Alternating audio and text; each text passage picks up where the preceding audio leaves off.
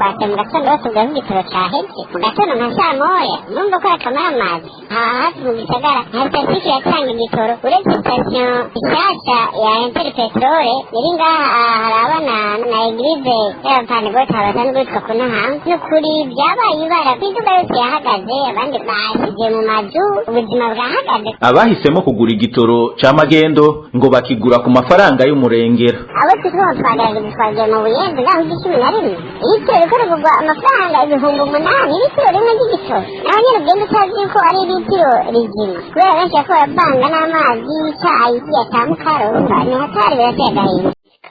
Umva nk'ikintu kiduga nko 40% 30% ni menshi cyane ni menshi ni ibintu bigoye cyane ntibishobora korera abana n'ufite ingufu ngo akore ashobora kuyikora gusa cyane biragoye cyane turagowe n'ukuri sinzi ko abategetsi b'igihugu leta mvyeyi yacu yagerageza kadusabira yabona nibajanye zo hanze.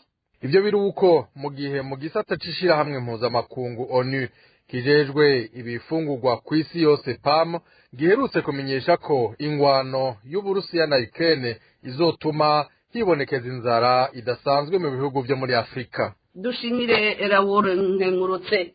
Ishirahamwe Parsem rikangurira abarundi guhindura ingendo rirasaba ishirahamwe Regideso ijeje gutanga umuyaga nkuba kwikubita agashi rigakoresha ubuhinga bugezweho iyo ririko rishiraho insinga z'amatara. Ni mu gihe umuyaga nkuba umaze iminsi ucikagurika uko haheze iminota 30 mu gisagara ca Bujumbura. Faustin Ndikumana arongoye Parsem arerekana ko iryo cikagurika ry'amatara rigira ingaruka mbi ku buzima bw'abanyagihugu no ku gihugu kurikira.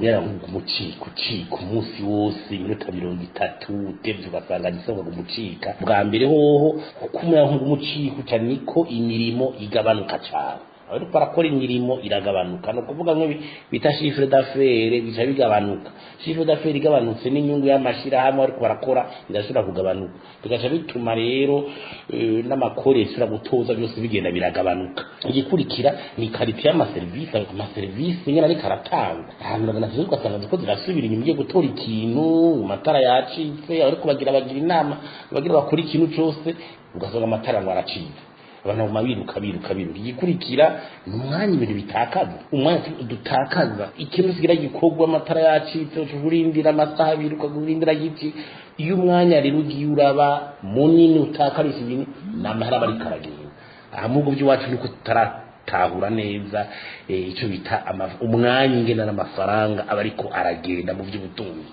Abantu bose ntibashoboye uburyo kuza baragura ngo za groupe electrogène kuza bariko baragira n'igitoro ubona cyanamu aya matara aracikura ashobora kubona neza ingene ashobora kugira ingaruka no ku ma equipment no kuvuga ibikoresho bimwe ama ordinateur ama machine yamaze ashobora gusha kubera ukuza biracika ari gihe bizana n'ingufu nyinshi amaze ugasanga arahiye ugasanga nta na indemnisation bize yige ikora ni kibazo yuko arongoreje zo kubita gashi bakarengene service zohinduka tukagenda neza hanyuma kiri tubona rigide zo kitagira plan de modernisation d'investissement nshasha yo guhindura iyama equipment turatuba mu insinga zica mu kuzimu z'imyaka 50 kuba kubadukolonije habaye umuyaga nk'ucitse bakazorara barimba hirya no hino ne ibyo tuziguma gushika ryari iryo shinamwe nta plan iragira cyo kugira tuve muri ibyo bintu byakira tuje muri bishasha byo gutuma umuyaga mutagumucika.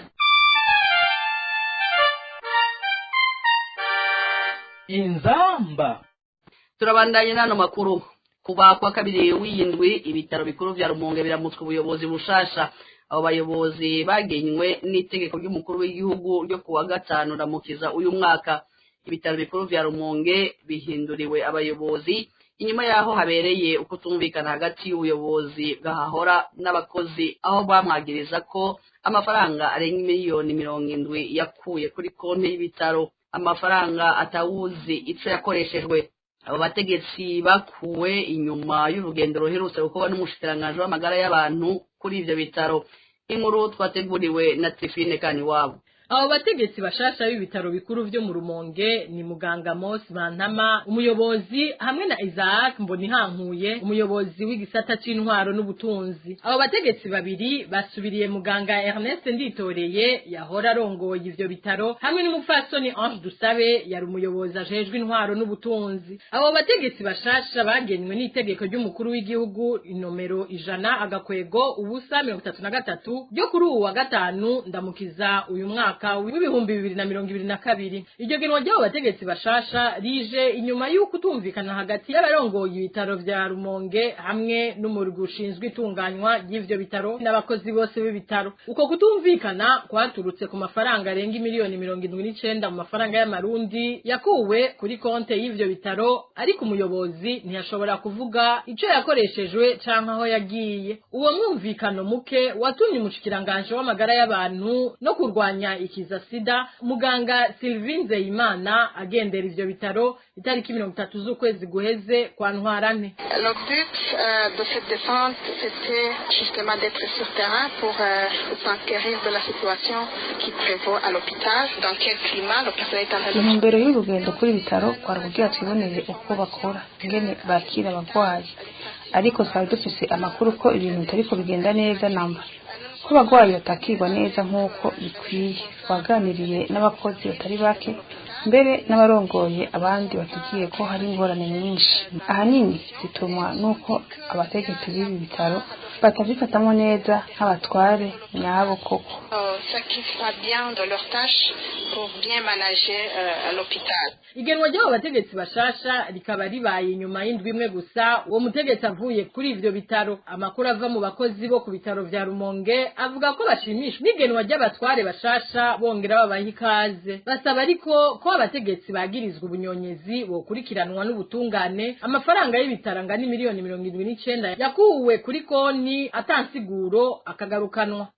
Uretse ikwiye kwitwarira mu butungane abo bayobozi bahora batwara ibitaro bikuru vyo mu ntara ya Rumonge kuko ngo bagirizwa kunyuruza amatungo ya leta. Ivyo bishikirizwa n'umushingwamanza Janvier Bigirimana. Kubwiwe ubutungane bukwiye gukora na cane butavanguye atagutinya igitsure c'umutegetsi kanaka uwagirizwa ubwo bunyonyezi intaye mu kubite mu gahanga bataravye umugambwe akomokamwo. Ni mu mwumviriza ingingo yo gukura abarongoye ibitaro vya Rumonge ni ingingo nziza cyane, ariko ni ingingo idakwiye yonyene mu gihe mu makosa yakozwe nabo bari barongoye ivyo bitaro havugwamwo ubunyonyezi bw'amafaranga ya leta. Ni kuvuga rero ico cyo kubakura n'ivyo cyari cihuta, ariko hambavu y'ivyo ni ngombwa yuko ubutungane bukora akazi kabo, ni cyane bataravye yuko abo bantu bahora barongoye ivyo bitaro baba begereye umugambwe shabari umugambwe uriko butegetse ko turazi yuko hariho ingendo mbi yo gukingira ikibaba abantu baba ari umugambwe CNDD. Igituma ubutungane bukwiye gukora akazi kabwo mu gihe vyoboneka yuko abo barongoye ibitaro bakojeje nawe ubutunzi bw'ibitaro, naco cyane mu kunyotora mu kunyuruza amafaranga yatezwe gukoreshwa, vyumvikana yuko baba bakoze ivyaha bisanzwe bihanwa n'amategeko mpanavyaha y'u Burundi. Ari naco bituma dusaba yuko amatohoza yigenga y'ubutungane amategeko akurikizwa, basanze bagira icaha bakabihanikwa, kandi muri ivyo bihano hakabamo gusubiza amafaranga ya leta baba banyuruje. Naho rero dusaba yuko hambavu yuko babakuye abaserukira leta boheza bakavugana n'abajejwe by'ukurikiza amategeko bagasuzuma yuko atakunyonyeza amatungo ya leta vyabayemwo, ariko muri byose bigakorwa atakamwana wa mama hakurikijwe amategeko asanzwe atomoye kuri mwe n'ivyo bibazo. Inkuru ya nyuma yano makuru, amasoko agera kuri 3 n'amahegitari atari make y'imirima byarononekaye biturutse ku mvura nyinshi yarayiguye mu ijoro ryo kuri no wa kane ku mutumba Higiro rya zone Rutongo muri commune Muhuta, aho ni mu ntara ya Bujumbura. Abanyagihugu bakaba bari mu kangaratete. Inkuru ya George Nimenya. ibintu birabaye nabi, imvura irabaye nabi, imirima irayogeye rwose. Aho ni ku Gacimbiri Muganza ku mutumba Higiro zone Rutongo, aho mw'ijoro ryo kuri wa kane imvura yaguye yahitanye amasoko abanyagihugu bavomamwo, imanga zikabomonika co kimwe n'imirima yononekanye myinshi cane. Abanyagihugu kuri uyu mutumba bakaba babuze ayo bacira n'ayo bamira. Imvura iguye uno munsi irahitanye ibintu amanga, ni ukuvuga amasoko abenegihugu bahora bavomamo yose yagiye. Isoko riri hepfo y'uwahoze atwara umutumba segiteri Ntira ryagiye, hariho n'irindi soko ririmo Nyabitsira ryose ryagiye, hariho ahantu munsi yo kwambunwa hatubitse imanga nini, imirima yose yagiye, ibintu vyononekaye cane kweri, bimeze neza, abenegihugu bari mu kangaratera. Abanyagihugu bagasaba ko bogarukirwako kuko batashobora kubaho batagira amazi. Ufashe kuko murazi ko abenegihugu ata mabombo ata amazi bafise, ari ikibazo kidasanzwe.